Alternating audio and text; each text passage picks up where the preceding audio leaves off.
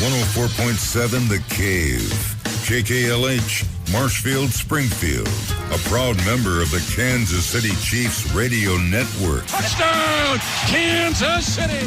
Now, it's time for Ned Talk. Well, here we are on a beautiful Sunday, a fall-like Sunday in the Ozarks as we get set for the not the home opener, but the first game of the season for the Kansas City Chiefs, the first regular season game, and it is excitement in the air as they begin the season. I'm joined by Ned Reynolds. Ned, how are you? Cool breeze in the air, too.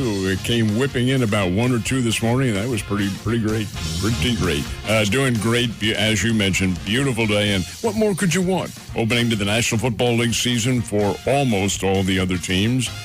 And the Chiefs playing out in Arizona, where it's probably about 125 degrees right now. It's a dry heat, though, Ned. It's a dry heat, yeah. Dry heat might be behind. It is hot. And pennant baseball going on, so a lot to talk about. Albert Pujols within 4 now of the 700 mark, and now tied with A-Rod. Things are perking right along. John Oliver with us today. How are you, John? I'm doing well. Glad to be here. Good. And Josh Roberts with us. Hi. It's good to be here. This is an exciting time. There's so many good sports going on right now. Mm-hmm. Yeah, exactly. So let's start out our game today. Game 1 in the trek towards the big game, towards the Super Bowl. They take on a tough opponent, but a banged-up opponent, the Arizona Cardinals. Ned, what's your take on today's game? I think it'll be a high-scoring game, and I think the Chiefs will do more of the scoring. They have a much better offensive scheme of things, number one. That's not to denigrate Kyler Murray, who is a very good quarterback and has a fair level of receivers. Defenses, I think, will make the difference. I think the Chiefs' defense is a little bit more intact as such, and their offensive line is going to get a test today, but it's not the most severe of all tests. That's why I think the Chiefs have a big day scoring. A lot of points on the board, but the Chiefs will come out on top. J.J. Watt going to play today, have you heard? J.J. Watt, I think, is going to try. Going to give it a shot. Okay, I know he was on COVID protocol for the last couple of weeks, having some tough times getting over that. But Arizona's pretty banged up. I would say that what the line is, last I heard, was, 5.5? I think it's now up to 6. Yeah, I would call this game a push if Arizona was at full strength because they're a very good football team, but not having some tough time going to the preseason. I have to see how things morph in terms of schemes of things and what the Cardinals are able to do. Cardinals have plenty of talent, especially offensive talent, and how they're able to manifest that against a Chiefs defense, which I'm of the opinion, and I think this will have to be proven as the season goes on, may not have the defensive leader in the backfield that they should have. You don't have Honey Badger back there, and that's, in my opinion, a psychological loss more than anything else. But we'll see. We'll see how things work out. I think the Chiefs win. You got Justin Reed, though, John. Do you think he's the difference maker? Do you think he's the guy will step up and be the Honey Badger, the leader in that secondary? He's got to. I mean, I've heard good reviews and from people in the offseason that said, he definitely was a leader. And, I mean, he has the talent to do so. It's just putting it into action at this point. This is a really good Cardinals team, as Ned said. They are banged up, but offensively, they can play with anybody in the league. Murray's a former MVP caliber quarterback. You have Marquise Brown, who, in my opinion, is one of the most underrated receivers in the NFL. And then you've still got, you've got a familiar face back at running back in Darrell Williams, who's a former Chief. So, I mean, they're loaded as far as offense goes. I think defense is going to be the decider in this. Josh, what's your thoughts about today's game? Well, I think it's interesting. The Cardinals were pretty decent last year, if I remember right, but they're an often forgotten team because of where they are and the coverage that we see versus, the part of the country they're in. They are a good team, and this will be a good game. It's a good test for the Chiefs right off the bat. I think if the Chiefs just open up that offense and do what they're capable of doing, then it's going to come down to whether the Chiefs' defense can take care of business or not. I think they would emphasize what you talked about. It's an old coaching philosophy. It's espoused by many.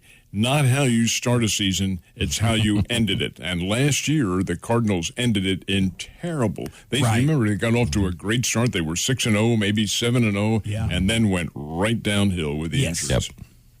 Good team that the Chiefs are putting out on the field. I mean, an extremely good football team. And the other key point, the difference between them and the Cardinals right now is they come into this game almost completely healthy. They preserved their players extremely well during the preseason, kept everybody fresh. And what did you think about the roster moves? I was a little surprised, and yet when you take a look at things, I guess maybe it's not a surprise. But to keep Ron Jones on there, what's he going to offer? He is a fifth running back in a five-tier scheme on the team. All right, why'd you keep him? Well, it tells me that the Chiefs may be morphing their offensive attack a little bit. In past years, they've been accustomed to going long. You've got Tyreek Hill downfield. Send him down there. He can turn at the right fire hydrant and go across field like we used to do on the streets. Anyway, the fact of the matter remains they are maybe changing their game to where they're going to try to concentrate more on a running game and have Clyde Edwards-Helaire and some of these other Pacheco and people of this caliber getting in there and playing their level of football. A lot of that depends on the offensive line, which is pretty good in my opinion. But it may demonstrate that. That, Joe, is one of the surprises that they came up with. And the others keeping three quarterbacks. That is very surprising. And to my knowledge, it's three who are dressing out and being a part of the games on Sunday. Yeah, they've gone most of the Patrick Mahomes era with just Patrick and a backup quarterback. I say it like we're friends. They've gone through that era with just one backup quarterback. But even last season, towards the end of the year, they went with a third quarterback, which was when they added that to the roster, I was a little surprised. I think maybe, Ned, to your point about the running back situation there is maybe there's a couple of different things that are going on here. One is I don't think that the Chiefs are showing in a lot of faith in Clyde Edwards-Helaire, whether it be talent-wise or whether it be health-wise. I think maybe they're trying to kind of spread out those touches so he's not getting as many to try to keep him healthy throughout the season because his health has been a big question for the Chiefs. You may very well be correct on this. A lot of it depends on that, but I really feel like they're going to make a difference. It's a change in offensive philosophy that Andy Reid is practicing here, at least in my opinion. But the injury factor also has to be considered because when you're playing 17 games in the NFL, your rate of attrition is not just a key; it is the key to what's going to happen. Oh yeah. You're listening to Ned Talk, your local live sports talk show. I'm Joe Westen, joined by Ned Reynolds, John Oliver, and Josh Roberts. We're talking about the Chiefs and the Arizona Cardinals. That game is coming up right here on 104.7 The Cave. About 3:25 this afternoon is kickoff time.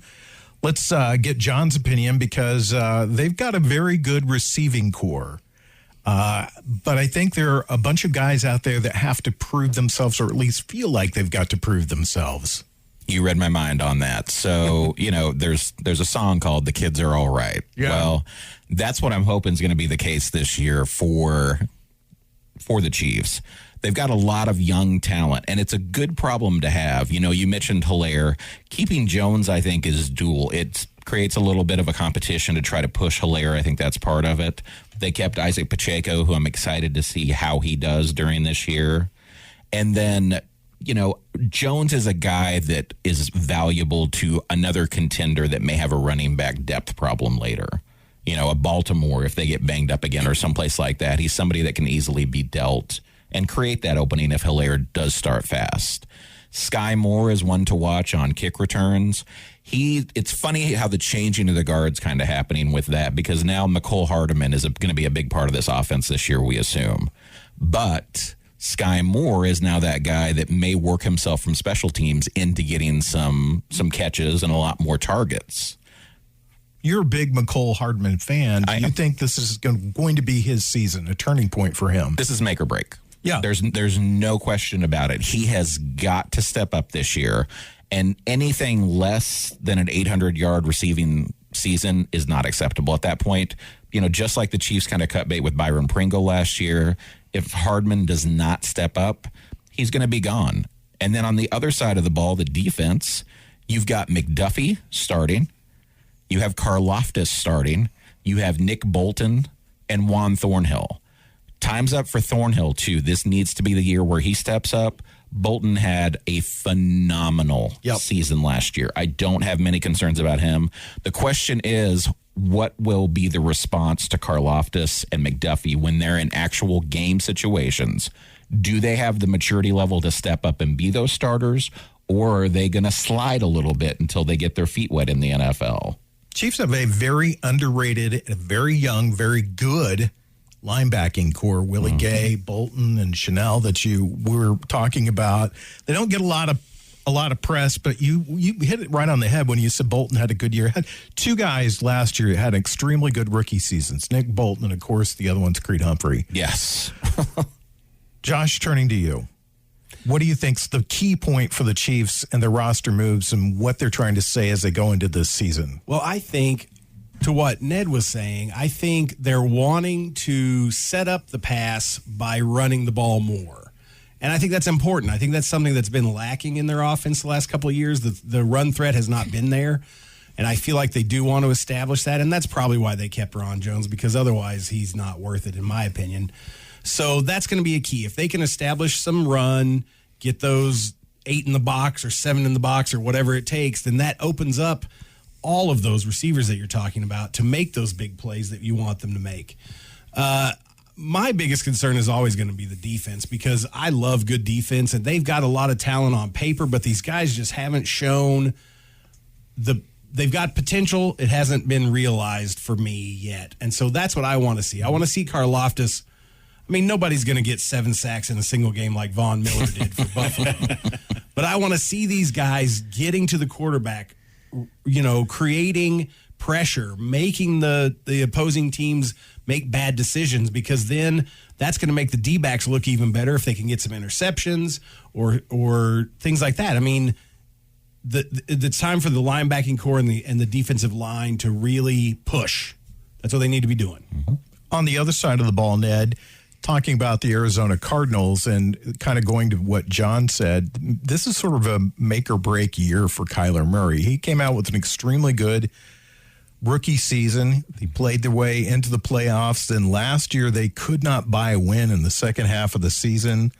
What have they got to prove this year? It wasn't his fault. They had a lot of injury problems, and that really was the case. They have, Joe, just to be contrary here, a lot of confidence in Murray. They signed him to a huge, my goodness, a massive, lucrative contract, and they have hopes, and it's not a matter of him being cut from the team or dismissed. They can't afford to do that. But over and above that, Murray has proven himself to be a very good quarterback. He was at Oklahoma. He's going to be with the Cardinals and already has. The start that they got off to last year was indicative of what he could do. The second half of the season, I think, is an anomaly because of all the injuries. And this year, to start out the year, they don't have DeAndre Hopkins in there for the first 6 games, and he's their primary receiver. So I think you have to give them something of the benefit of the doubt, but don't sell this kid short. He is a really good player, and I'll be a little bit surprised if the Chiefs are able to put a whole lot of pressure on him, and if they do, he can make you pay for that. It's the NFL, Ned. Nobody gets the benefit of a doubt. The NFL, what you did for me, what you're doing for me today is all that really, really matters. As long as the paycheck is there, that's right. That's right. What do you think about the Arizona Cardinals, John? I think they get overlooked, honestly, because of their finish less than the second half last year. I mean, this is still a very talented ball club. They aren't defensive juggernauts by any means. I mean, if J.J. Watt's able to play, that's a boost. I mean, a lot of people look at guys like him and, you mentioned Von Miller, and they're like, oh, this guy's old and over the hill. Well, not everybody ages the same. Ask Aaron Donald and then talk about Von Miller on, Monday night or on Thursday night, I should say. It's one of those things where I think they're being overlooked, and I think Kyler Murray's the type of player that'll have a chip on his shoulder and really, really want to kind of prove the doubters wrong. They also play in a very tough conference. Yes, the 49ers are in that conference. The Rams are in that conference. Do you think that Kyler Murray maybe is overlooked because of the talent that sits in the same conference with him, Josh? I definitely think so, yeah. I mean, when you look at, and then Seattle is the other team in that conference, right? Which until Russell Wilson left, Kyler Murray's the 4th quarterback you mentioned in that whole scenario. So, yeah, I think they do get overlooked, and I think that may be a good motivational tool for him because they are thinking of the Cardinals as being the 3rd or 4th best team in that conference. So he's going to do his best to try to prove that he is a top-tier quarterback, and he has every potential to be a top-tier quarterback. So it makes it to where, like I said, this could be a really close game. You never know. When we come back, we'll talk a little bit about baseball races as we get you set for the pregame show. It starts in 43 minutes right here on 104.7 The Cave, your home for the Kansas City Chiefs. You're listening to Ned Talk on 104.7 The Cave, part of the Kansas City Chiefs radio network. Back to Ned Talk on 104.7 The Cave, a proud member of the Kansas City Chiefs radio network. Just about halftime in the AFC champions, the Cincinnati Bengals getting beat by the Pittsburgh Steelers 17-6. Washington up over Jacksonville 14-3. Ned's Eagles. Ickles. Depends on where you're from. If you're from Winning. Philadelphia, it's the Eagles. Iggles. Winning today. Flying high, Ned. Good football. It's a great day for football. A lot of rain around the country. Saw Chicago was getting a ton of rain, and the players out warming up on the field in the rain. I think one of our Leslie, who's on the air with us sometimes, I saw a picture that she's up at Soldier Field taking in the game. So good. Pretty exciting. Some place where they aren't taking in the game from this standpoint, but from a monetary standpoint, is Lincoln, Nebraska. Now, I'm telling these guys here, under the terms of the contract, and it was a foregone conclusion that Scott Ross is going to be fired, I should say, as Nebraska's coach. He blew it in that opening game in Dublin, Ireland, where they lost to Northwestern. Mm-hmm. Did beat North Dakota, I think it was, last week, but then they come back and lost again. 1-2 in the year. The buyout clause in his contract, it didn't elapse, but it came down markedly on October 1st. The thinking was they're going to fire him then. No, wrong-o. Fired him just now. He's gone, so they have to pay the full buyout to him. But I'm sure they can justify that with the amount of money they pulled in at Nebraska. Not a surprise at all. Mm-hmm. Did he have to find his own way back home? Probably not with the amount that they're going to pay him. Just like Ed Orgeron, when they dismissed him at LSU and gave him his $17 million buyout. And he says, which door do I leave through here, sir? Yeah. Wouldn't you like to be fired and somebody hands you a $17 million check? Yes, I'd love it. That would be great. It would be. That would be great.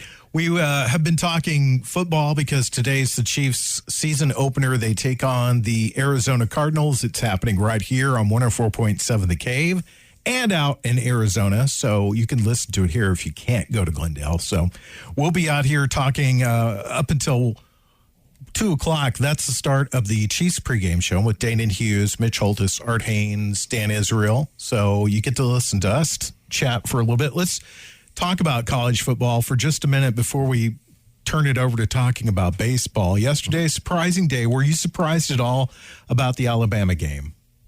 Yes and no. First of all, don't sell Alabama short. They had a very mediocre football game, and they still won. Mm-hmm. That tells you a little bit about that. Number two, Texas is building up and getting ready to go into the SEC, and they're not very far away, if, in fact, they are far away at all. They may be right there. Texas really played the better team, but this is Alabama, and they won. That's the key right there. They won. They knew what to do in the clutch and got through it. Don't say, boy, Alabama's really come down. No, they haven't at all. Texas has come up is what it is. Bama is going to be very good. Texas is going to be very good. The ones that did surprise me were the teams that lost to Sun Belt Conference ball clubs. Sun Belt is Division 1A. They're FBS. And many of them, Arkansas State, for instance, have played in bowl games. Not big ones, but bowl games nonetheless. So they go to Ohio State and get run out of the ballpark. But Marshall, a new one in the Sun Belt, goes to South Bend and knocks off Notre Dame.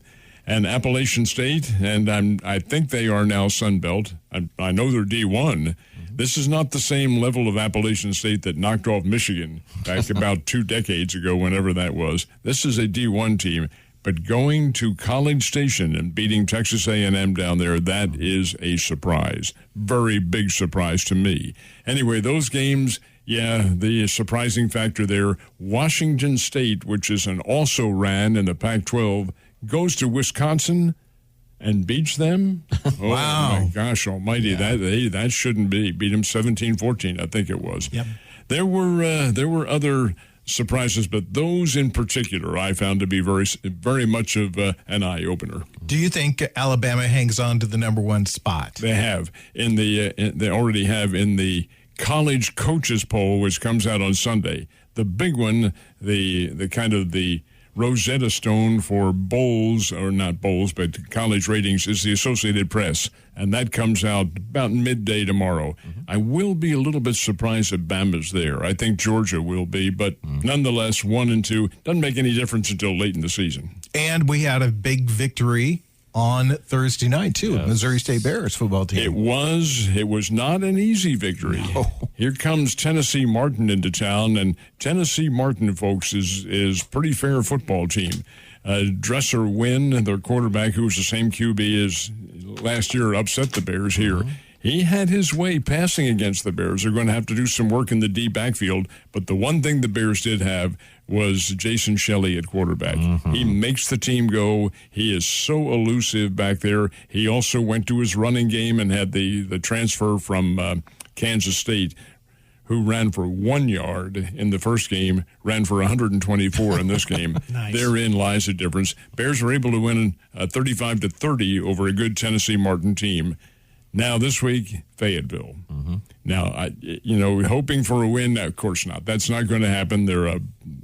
Look what they did to South Carolina yesterday. Arkansas has a very fine football team, but to expect the Bears to go down there and win, that's unrealistic. To go down there and play well, that is not beyond the level of realism, and I think they will. What do you think, John? Were there any surprises to you over the first couple of weeks of the college football season? Well, the ones Ned mentioned, I mean, those are huge upsets, every one of them. So it tells me that, as is the wave with sports every now and then, parity is the name of the game this year in NCAA football. It's, I'm very encouraged by the Bears' start. I agree with Ned that it's going to be a tough task, but if they play well, I think that's something they can build off of for the rest of the year.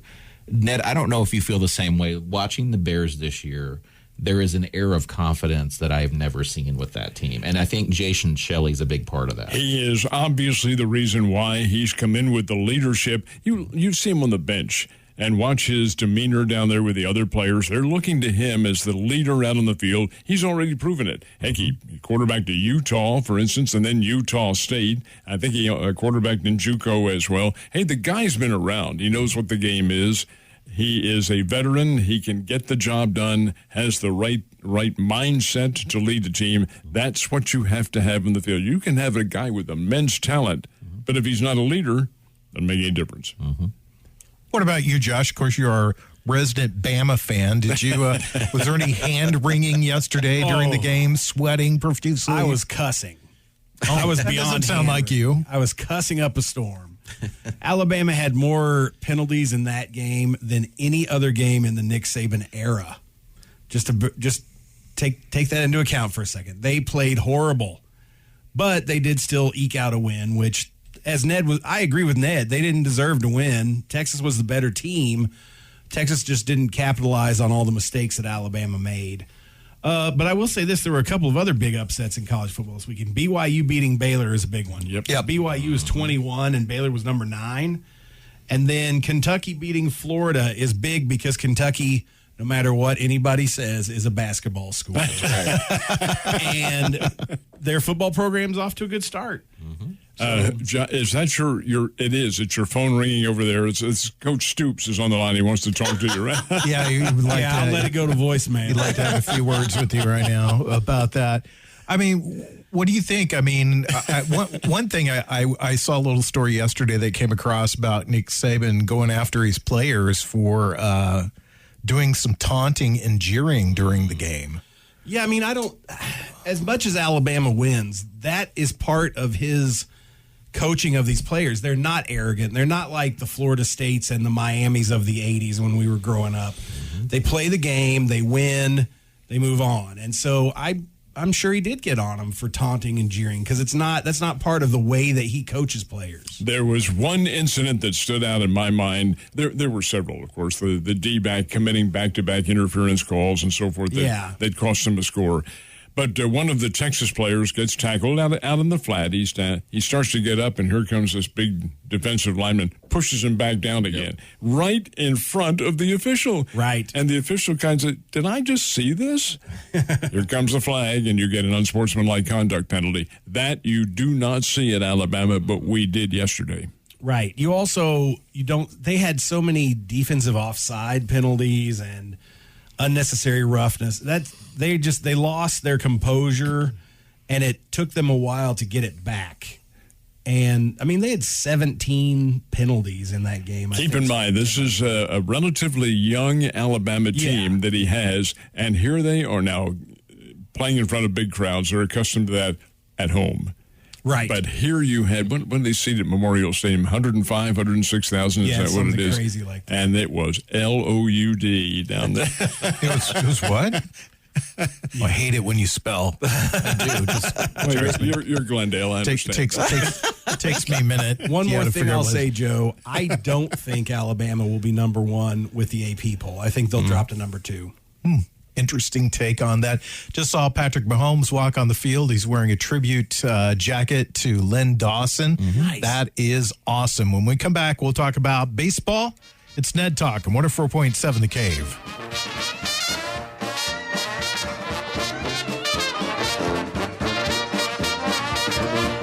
You're listening to Ned Talk on 104.7 The Cave, part of the Kansas City Chiefs radio network. Back to Ned Talk on 104.7 The Cave.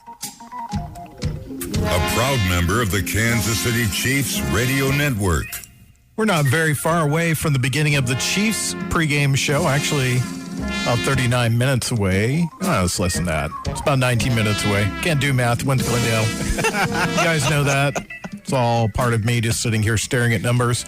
I'm Joe Westen, joined by Ned Reynolds, Josh Roberts, John Oliver. We're talking baseball now because got a couple of major home run chases going on, and somebody moved closer to their goal yesterday, and that is Albert Pujols. Mr. Pujols hit his 696th home run to tie him with A-Rod, and that's 4 away from the 700 mark. This is just simply incredible. Here's a guy who alleges to be 42 years old. Who knows? And isn't the same. Albert Pujols, of course, as we saw, but he is so driven now, at least in my opinion, to continuing to play well, wanting to be in the playoffs, which they're going to be. They're going to win their division, and being a contributing member of it, which he will be. Hey, the guy can still hit the long ball. Now, I think he breaks the mark here. It's not a mark as such, but achieves 700 homers. That makes him the 4th player in history to hit that many home runs. And he will be, once he hits 700, he'll be 14 behind Babe Ruth, for heaven's sake. So I think he does that here because they're playing some really weak sister teams.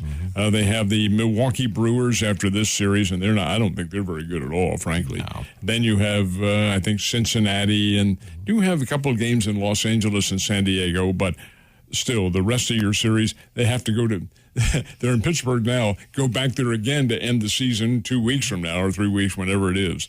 You have all of that. I'm going to tell you guys, don't wish to be maudlin here, but what resonates today more than anything else is the 22nd anniversary of 9/11. Yes. And baseball figured into that very much because it brings back memories of a compromised but still articulate Jack Buck giving his very famous speech at home. Oh, gosh, that was of all the inspirational talks, that was really maybe the crowning glory of his great career, to get out there and make the impassioned speech that he did on a day of utter horror. Well, anyway, that's beside the point. That's what brings back my memories. What do you think about Albert Pujols? Does he get to the 700 mark, John? I think he does at this point, and this is something I was going to ask Ned, so you can chime in here as well. I know, there's kind of a gentleman's agreement, and I don't know with the way the game has changed if it'll be the same way, but when players got close to marks in the 60s and 70s and even into the 80s, I'm guessing that most of the old school managers are going to tell their pitcher, look, we're out of this pennant race. Go ahead and groove 2 to him, and if he doesn't take it out, you can do whatever you want. I wouldn't be at all surprised if that doesn't exist right now, especially by the teams, the Pirates and the Reds and people like that, the Cubs, who are already out of this thing. Sure, I can see that happening. That doesn't mean you give him the circumstance, but you might make it a little bit more convenient. Sure, why not? Yeah. I mean, the guy's been an icon. I was telling these guys, I did a baseball game on Friday night. My color guy was Josh Kinney, who spent several years with Albert, had nothing but glowing praise for the guy. He said, hey, a good teammate, not overly demonstrative in terms of his personal, but that's the way he was. Not everybody is, but never difficult to deal with or get along with. Not a braggadocio type, just did what he was supposed to do. Yeah, I mean, it's absolutely historic. I assume we're probably never going to see this again in our lifetimes, to be honest. And I'm disappointed in MLB, and I hate to put a little bit of a tarnish on it. There was nothing done in the first half of the season to honor Pujols other than his All-Star appearance. That's a good point that you bring up, too. His farewell tour in the major leagues, as far as that's concerned, his farewell tour did not really generate the kind of farewell tour that you might have thought, like a celebration in every city. That did not happen. You're right. It did not. And as much as I have personal issues with Manny Machado, I honest to God think when he came out and said, what are we doing? This is a once-in-a-lifetime player, and we've done nothing. And the next day, I don't forget who they played, there was a ceremony. And then at Fenway, they gave the 4 to Molina, the 5 to Albert. They honored him in Chicago. It's amazing how everything turned when Manny Machado, thank God, spoke up and said, hey, guys, we're missing the mark. Maybe it was because it's very forward-thinking, and you can take that in quote marks and underline it. Rob Manfred, you know what? I believe that guy may be right there. Maybe it woke him up a little bit. Yes. What's a bigger number? I'll ask all three of you guys this. What's a bigger number to Albert Pujols, 697 or 700? In my opinion, 700. Although 697 is no small achievement. Well, I think that puts him one ahead of Alex Rodriguez. And I think that he would like to stand clear of him. Yes. And I think that if he gets to 697, he'll be happy. Well, yes. I think he probably will be. And I don't think he'll come back either way. No. But if he gets to 700, Joe, that's one of only 4 players in baseball history. He'll still be in that group, though. He will. No matter what, if he makes 700 or not. He is, but the number's different. The manifestation of the number itself is really the key. But my argument with that is I think baseball statistically doesn't mean as much as it used to. I will correct you in one instance on that, if I can interrupt. Sure. So I know what you're saying, and I agree with you. That does put him in that club. However, I've got to bring up Fred McGriff. 493 is a dirty word to anybody who was a Fred McGriff fan because those 7 home runs keeping him from being in the Hall of Fame, and he was not a steroid user. No. So to me, I agree we're kind of moving away from those even numbers, but there are still people that are such sticklers. But he's a Hall of Famer, period. Oh, he is. He is. That's Albert Pujols going into the Hall of Fame. Yeah. I'm sure there'll be people that will vote against him. I'm sure there'll be people that, because there was this Chicago writer will. Yeah. Just a hint of, there was no matter what anybody says, was a hint of steroid use allegations made against him. Right. Though my favorite story is it didn't affect if you played in Boston, apparently. It didn't affect you at all. That's correct. So, you go in with roses if you played in Boston and were accused of using steroids. So I think just standing one clear of Alex Rodriguez will make him happy at this point in his career. And I think if you'd ask him that at the beginning of the season, that he may have said that. I get what you're saying, Ned. Oh, yeah. But I think because of all the steroids and things like that, the numbers don't mean as much as they used to. Mm-hmm. Well, in my opinion, and of course I'm older than you guys by a long shot, but when I look at the records, I look at the key numbers, and that's 700, and you can name the players who hit the 700, Bonds, Aaron Ruth, and nobody else until you see that new name in there. And that in and of itself, he says, and I take this with a grain of salt, but Pujols in his interview said, "No, the numbers they're fine, but they don't really mean anything to me." Come on, yes Right. they do too. Come on, He's a student. He of the wouldn't be game. playing if at this point in knows. his life if the numbers didn't mean something. He to him. knows the significance. And Joe, I will end with one thing. I lost faith in the baseball writers who vote on the Hall of Fame when Derek Jeter didn't get a unanimous vote for the Hall of Fame. I mean, at some point, you've got to weed out some of these guys that have grudges that don't mean anything compared to the numbers. that is correct. I agree. And Aaron Judge is at 55, I believe, right now. Did he hit and one yesterday? He did not hit one yesterday. Hit leadoff yesterday. Stanton was back in the lineup behind him, and the Yankees woke up from their long slumber and got 7 consecutive singles in the first inning. Here's an interesting statistic. Aaron Judge is the first Yankee since Mickey Mantle in 1957 to have 7 consecutive games with 3 or more hits. Wow. There will be people that will vote for Ohtani. And I will even argue there'll be people that may vote him the MVP and he may win. Aaron Judge is the MVP of the American League. He is. When we come back, we will talk about our picks for today's game.